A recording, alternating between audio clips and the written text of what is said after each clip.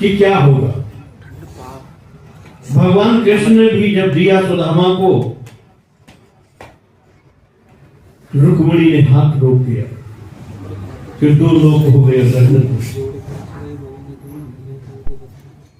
राम जी तो मर्यादा पुरुषोत्तम थे, उन्होंने भी कुछ ऐसा नहीं दिया। भक्त की मर्यादा के अनुसार देते हैं, जैसी उसकी स्थिति है वैसा ही देते हैं।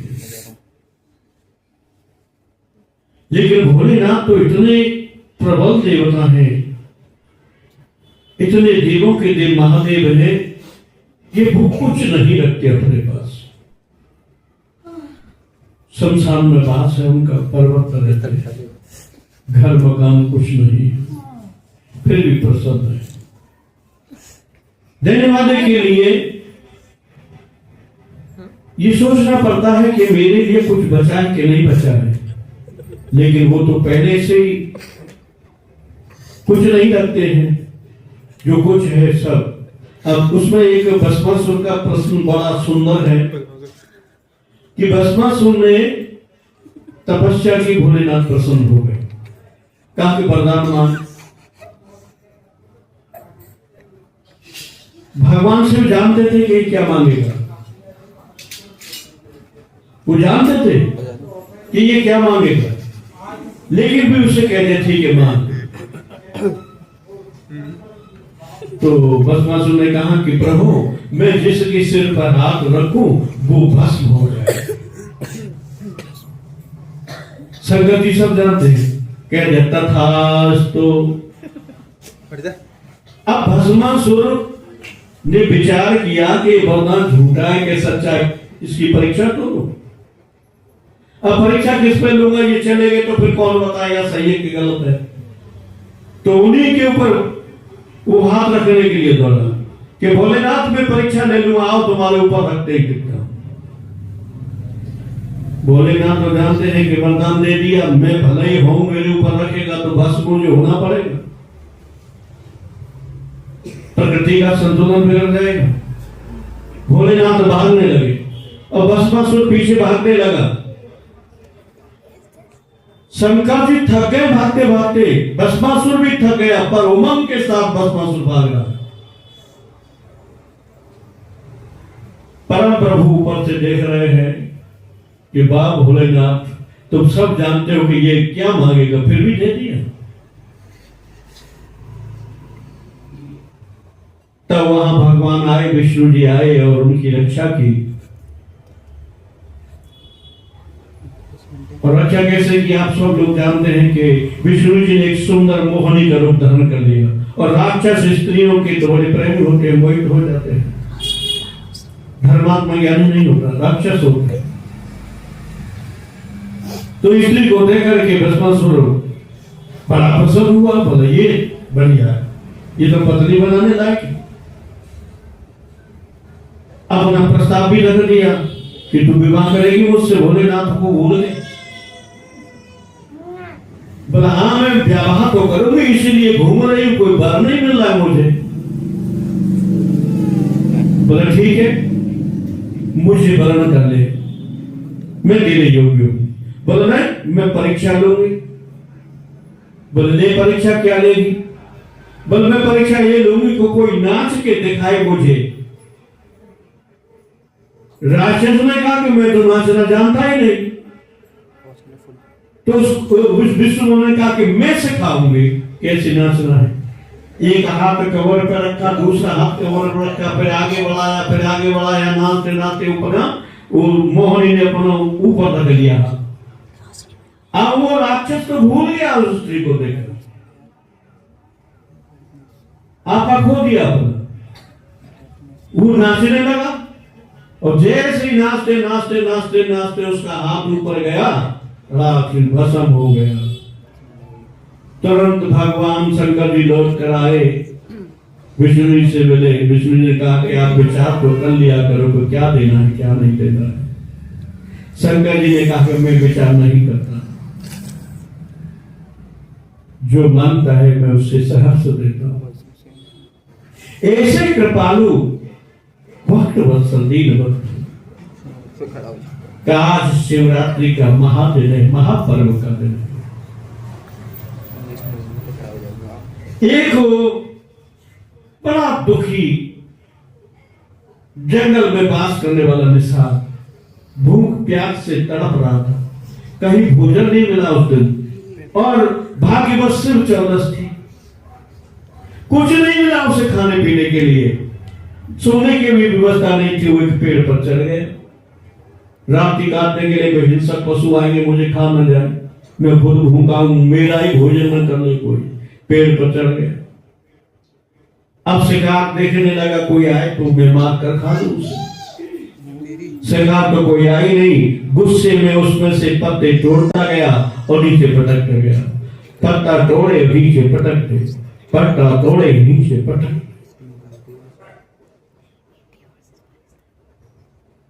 अब एक हिंसक पशु शेर आया, उसने गर्जना की और गर्जना सुन करके उसके हाथ छूट गए और वो नीचे गिर गया। किस पर गिरा? वहां देवयोग से शिवलिंग थी।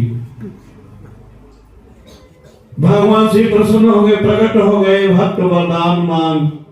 अब वो डर गया कि ये क्या बोला है। बड़ा सुंदर स्वरूप शंकर जी का कि तू डरे मत, मैं देवों का देव महादेव हूं, शिव हूं, शंकर हूं, मैं तुझसे प्रसन्न हुआ हूं। उस निशान ने कहा मैंने तो कुछ किया ही नहीं है तुम्हें प्रकट करने के लिए, तो तुम कैसे प्रकट हो गए? उन्हें कहा भक्त तेरे जो बिल पत्र मेरे ऊपर डाले हैं, और बिल पत्र की बात तो छोड़, तू पूरा ही मेरे ऊपर चढ़ गया है, इसलिए मैं प्रसन्न हो गया। अब वो खुद नहीं चढ़ा, उसका हाथ छूट गया। थोड़ा करने से ही प्रसन्न हो जाते हैं। जितनी सिद्धियां हैं, जितनी रिद्धियां हैं, जितनी संपत्ति है, जितना वैभव है, जितना तेज है, वो सिर्फ कृपा से है। सिर्फ देते हैं तो फिर छप्पर फाड़ कर देते हैं। शिव जी का विवाह नहीं होता तो हमारा तुम्हारा किसी का विवाह नहीं होता। क्यों? कि ये प्रथा सिर्फ विवाह से ही चलनी है। इससे पहले कोई विवाह का विधान नहीं था। जैसे बारात ले जाते हैं, दुल्हन आती है, ऐसा कोई विधान नहीं था।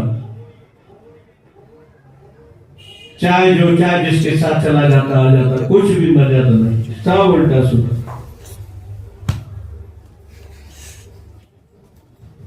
शिव जी दूल्हा बन कर गए, कोई श्रृंगार नहीं किया, जैसे थे वैसे थे। लेकिन आज दूल्हा बन के जाता है कोई, तो कहना ही क्या है। आज सबसे हालत खराब है विवाह करने के बाद, सबसे हालत दुर्दशा हो रही है आज के समय। विवाह क्या एक अभिशाप बन गया है विवाह। आप देखिए ज्यादातर 100 एवरेज निकाले तो 100 में से 90 के घर उजड़ रहे, बिगड़ रहे। क्यों? कि धर्म नहीं है, ज्ञान नहीं, खाली काम की आसक्ति है, वासना है, वासना की पूर्ति के लिए विवाह करते हैं। ये सबसे बड़ी विचित्र विडंबना है। जहां धर्म होता है, ज्ञान होता है, और विवाह बंधन शंकर जी ने किया, जगत को उपदेश दिया। किस लिए दिया? कि विवाह करना पाप नहीं है, करो। लेकिन विवाह करने के बाद जैसे शंकर जी पार्वती को लेकर आए, तो पार्वती ने क्या पूछा कि प्रभु मुझे राम की कथा सुनो। आज क्या पूछती हैं? वो सब जानते हैं।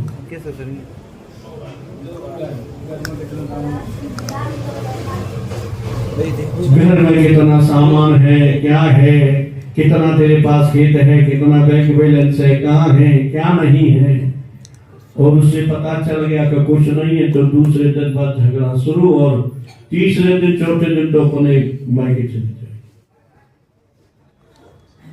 और सबसे बड़ी बात इस फोन ने भी बाधा डाल दी है, क्योंकि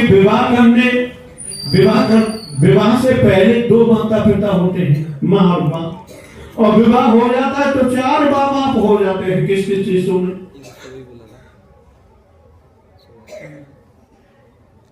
लड़की की माँ फोन को बेटी से बात करती रहती है, क्या हुआ?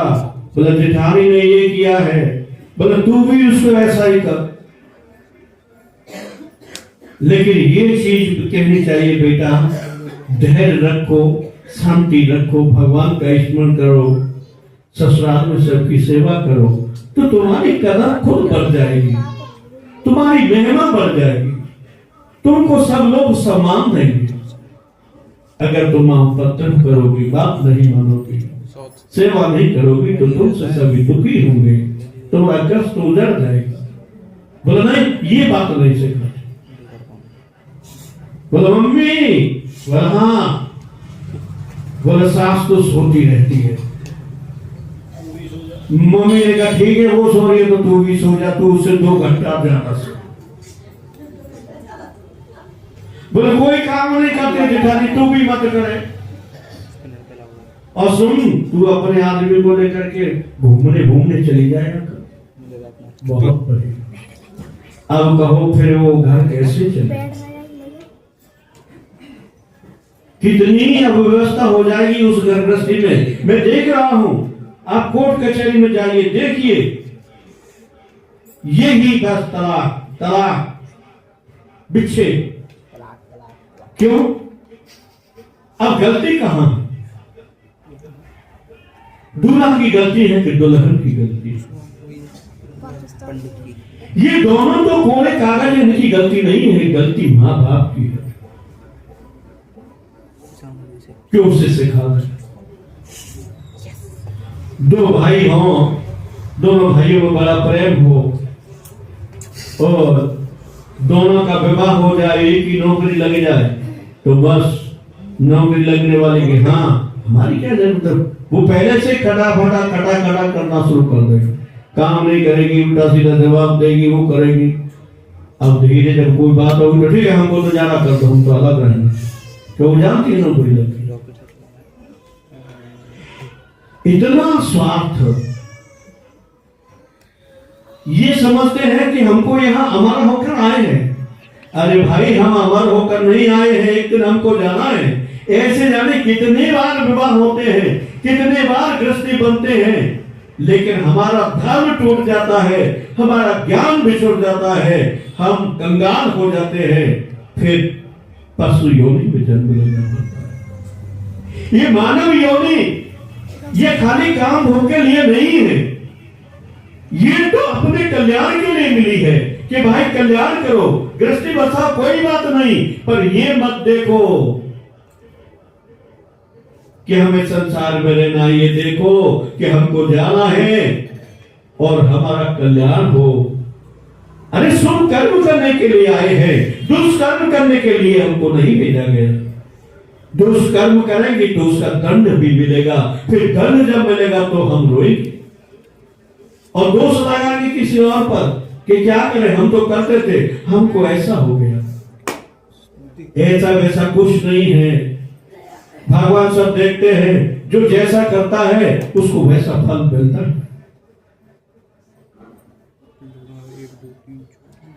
जब आदि पुरुष मनु शत्रुपा की पुत्री थी देवभूति,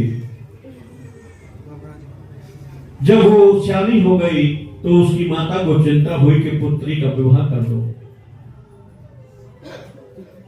उनके पिता पुत्री के संबंध के लिए मारे भटके फिरे, किसी ने कहा नहीं की कि हम विवाह करेंगे। ये दशा थी, सबने मना कर दिया कि हमें नहीं करना है। क्यों? कारण क्या कि हमको अपना आत्म कल्याण करना है, हमको तप करना है, हमको भगवान की प्राप्ति करनी है, हमको अपना उद्धार करना है। जब कोई नहीं मिला तो भटकते भटकते कदम ऋषि के आश्रम में पहुंच गए। कदम ऋषि को दंडवत प्रणाम किया मनु जी ने और कहा कि प्रभु मेरे पास बड़ी समस्या है, इसका हल कीजिए। पूछा क्या है? कि मेरी कन्या है, मैं विवाह करना चाहता हूँ। कोई भी विवाह के लिए तैयार नहीं हो रहा है।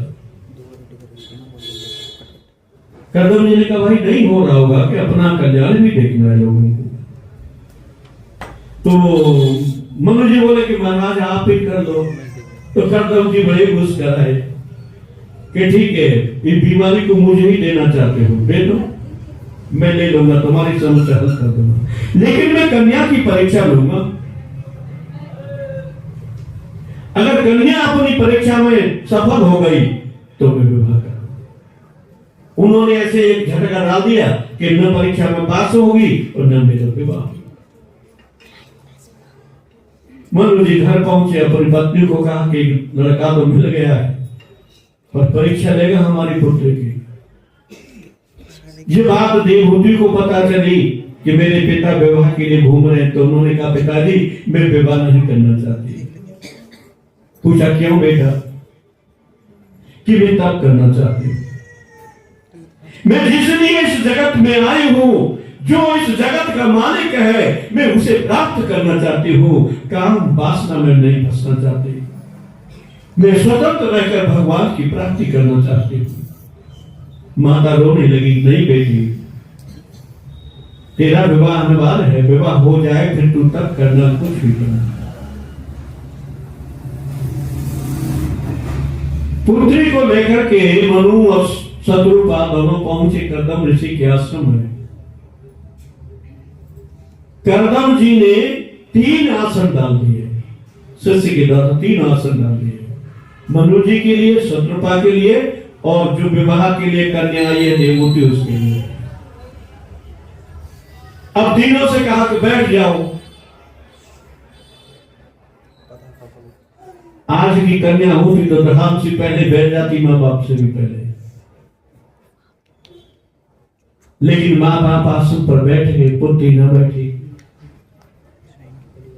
अब विचार करती है कि ये मेरे पति होने वाले हैं, होने वाले पति हैं, इन्होंने कहा है बैठ जाओ, तो हे भगवान मेरी बुद्धि को ऐसा दो कि मैं बैठ भी जाऊं और बैठू भी नहीं। मैं बैठ भी जाऊं और बैठू भी नहीं।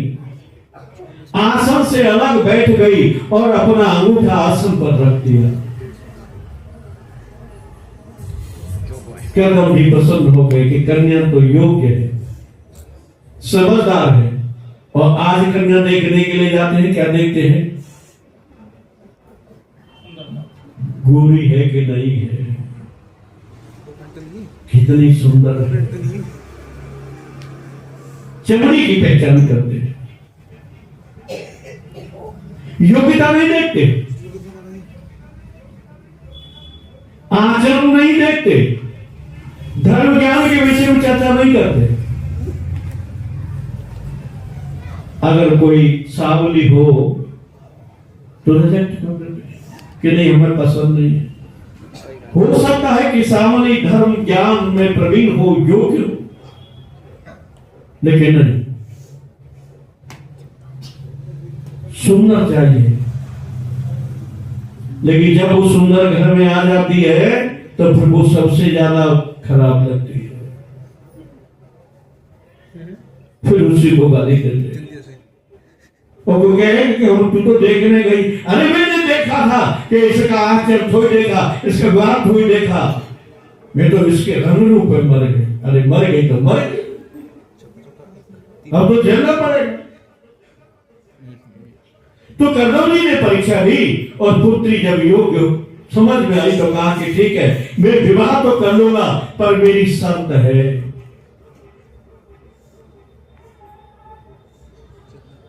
मनु शत्रुपा ने कहा, पूछा क्या शर्त है महाराज आपकी? मेरी शर्त यह है कि एक संतान पैदा हो जाएगी, मैं छोड़कर चला जाऊंगा अपने आत्मकल्याण के लिए। विवाह हुआ और ये तब करे, मैं तब करूंगा, मैं भी प्राप्त करूंगा, ये भी प्राप्त करे। मेरी शर्त है कि जिस दिन एक संतान पैदा होगी उसी दिन मैं चला जाऊंगा। देवहूति ने सब तो स्वीकार कर दिया, पुत्री ने मान लिया, बहुत अच्छी बात है, मैं भी चाहती थी ऐसा। माता पिता दुखी हुए, पुत्री ने समझा दिया कि देखो ये अच्छा है, मेरे लिए सही रहेगा, योग्य रहेगा। विवाह हो गया, पहले पहले कन्या हुई और वो जाने लगे, तो देवहूति ने विनय की प्रार्थना की, प्रभु ये कन्या इसका विवाह कर दूंगी, जो दूसरी जगह चले जाएगी, एक पुत्र पैदा हो जाए, फिर आप चले जाना, मैं उसके सहारे से अपना जीवन व्यतीत करूंगी। पुत्र के चक्कर में 9 कन्या हो गई। अब कर्दम जी बड़े दुखी हुए कि मनु जी तो एक कन्या के लिए भागते फिरे और मैं 9 कन्याओं के लिए काम आऊंगा फिरूंगा, मैं तो बहुत बंधन में फंस गया। अब तो बड़े दुखी हुए, बड़े पश्चाताप करने लगे, बहुत रोए। अच्छा विवाह किया, और बड़ी विचित्र बात है विवाह की, सब जानते हैं, विवाह हो जाए तो भी रोना और न हो तब भी रोना। ये रोने का ही कारण है। अब कर्दम जी ने प्रार्थना की, प्रभु कुछ कृपा करो, मेरा उद्धार हो जाए, मेरा कल्याण हो जाए, एक पुत्र दे दो। तो एक पुत्र पैदा हो गया, कपिल। कपिल नाम रखा उसका। वो स्वयं भगवान ही आए उनके पुत्र बनकर। क्यों? कि माता भी योग्य, पिता भी योग्य, तो संतान में भगवान क्यों नहीं आएंगे, संत क्यों नहीं आएंगे? जब माता योग्य नहीं है, पिता योग्य नहीं है, तो राक्षस ही आएंगे, दुष्ट प्रकृति के जीव भी आएंगे, जो मारेंगे भी और खुद भी मरेंगे और जनता को दुख देंगे। पब्लिक में, पड़ोसियों में उद्वेग होगा, तो वो अंतरात्मा से उसे श्राप ही देंगे, भला नहीं कहेंगे, तो फिर भला कैसे होगा? आज के समय में अगर विवाह का विधान बदल जाता है तो ठीक है, और ये आगे और भयंकर स्थिति हो जाएगी। देखते हैं, अभी शायद आपने नहीं सुना होगा, मैंने सुना है, एक नई रिवाज चल रही है। कौन सी? रिलेशनशिप की। विवाह हुआ नहीं है और लड़की लड़के के साथ रह रही है, साल 2 साल रही, पति नहीं, फिर चली गई, फिर दूसरे के साथ रही, फिर तीसरे के साथ रही। अब बताओ, मर्यादा रही, धर्म रहा, ज्ञान रहा, उसका आत्म कल्याण रहा, कैसे उद्धार होगा? फिर क्या होगा? फिर पशु योनि मिलेगी, कुकर की मिल जाए, कुतिया की मिल जाए, बिल्ली की मिल जाए, कैसी कैसी योनि मिलेगी उसको। वो तो भगवान के यहां से पूरा विधान है, हमारे सभी धर्म ग्रंथों में वर्णन है। जो जैसा करता है उसको वैसा भरना पड़ता है, छोड़ता नहीं। पाप करते हैं हम, बड़े प्रसन्न होकर करते हैं, लेकिन पाप की सजा मिलती है तो फिर बड़े रोते हैं, आंसू बंद नहीं होते। धर्म करते हैं तो बड़े दुखी होते हैं कि हमसे इतना नुकसान हो गया। कोई धर्म कार्य किया, उसमें खर्चा होता है, 10-5 हजार 20 हजार खर्च हो गए, यार ये तो आप फंस गए, काम ये हो गया, वो हो गया, रोते। लेकिन रो करके भी धर्म हो जाता है तो वो धर्म तुमको हंसा देगा, तुम्हारा कल्याण कर देगा। बोलो सच्चिदानंद